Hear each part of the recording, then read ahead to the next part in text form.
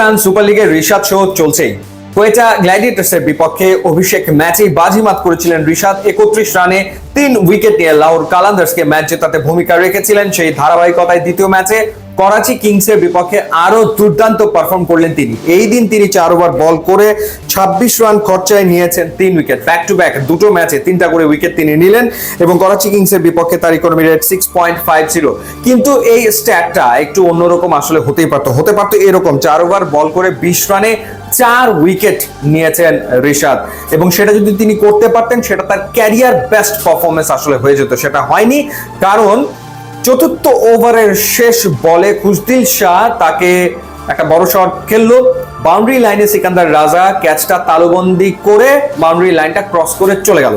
সিকান্দার রাজা ঠিকঠাক ক্যাচটা কমপ্লিট করতে পারলেই এটা হয়ে যেত রিশাদের টি-20তে ক্যারিয়ার বেস্ট বোলিং ফিগার। এর আগে তিনি 22 রানে 4 উইকেট নিয়েছিলেন। আজকে সুযোগ ছিল সেটাকে আসলে টপকে যাওয়া, সেটা হয়নি।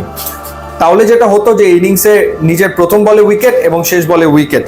তাকে শাহিন আফ্রিদি বোলিং এ এনেছিল হচ্ছে 8ম ওভারে। প্রথম ওভারে মাত্র 1 রান তিনি দিয়েছেন, উইকেট নিয়েছেন দুটো, দারুণ দুটো উইকেট নিয়েছেন। প্রথম বলে তিনি শান মাসুদকে আউট করেছেন এবং বিলিংস এর কৃতিত্ব দিতে হয় উইকেট কিপার, তিনি দারুণ ভাবে ক্যাচ নিয়েছেন। এরপর তিনি আউট করেছেন ইরফান খানকে। দ্বিতীয় ওভার বল করেছেন, দ্বিতীয় ওভারে মাত্র 3 রান দিয়েছেন এবং সেই ওভারে তিনি একটা উইকেট নিয়েছেন। আব্বাস আফ্রিদিকে তিনি আউট করেছেন। থার্ড ওভারে গিয়ে 11 রান দিয়েছেন এবং ফোর্থ যে ওভারটা করেছেন সেই ওভারেও তিনি দিয়েছেন কত রান, 11, 3, 14 আর 1, 15, 11 রানই দিয়েছেন শেষ ওভারটাতে।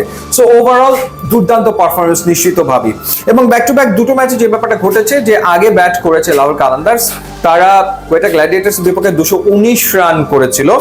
প্রথমে ব্যাট করে ম্যাচটা তারা 79 রানে জিতেছিল এবং সেই ম্যাচে শুরুতেই শাহিন আফ্রিদি টপ পাওয়ার প্লেতে উইকেট তুলে নিয়েছিলেন। এদিনও একই ঘটনা ঘটেছে, অর্থাৎ প্রথমে ব্যাট করে 201 রান করেছিল লাহোর কালান্দার্স এবং যথারীতি পাওয়ার প্লেতে শাহিন আফ্রিদি এসেই টপ উইকেট নিয়েছেন এবং 3 উইকেট তো চলে গিয়েছিল, যার কারণে রিশাদের উপর দায়িত্ব ছিল মিডল অর্ডার ভাঙার। তিনি একেবারে নিজের প্রথম 2 ওভারে সেই কাজটা করে দিয়েছেন। ফখর জামান 76 রানের একটা সুপার ইনিংস খেলেছেন, ড্যারেল মিচেল 75 রানের ইনিংস খেলেছেন, যার কারণে 201, 6 উইকেটে। এবং যেটা বলছিলাম যে পাওয়ার প্লেতেই আসলে 39 রানের ভেতরে করাচি কিংস 2 উইকেট হারিয়ে ফেলেছিল, বাকি ধাক্কাটা দিয়েছেন রিশাদ।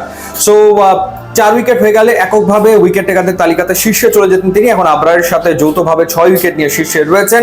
আশা করি সামনের ম্যাচগুলোতে তিনি তার এই ধারাবাহিকতা ধরে রাখতে পারবেন এবং তার যে লক্ষ্য সেই লক্ষ্যে তিনি পৌঁছতে পারবেন, অর্থাৎ লাহোর কালান্দার্স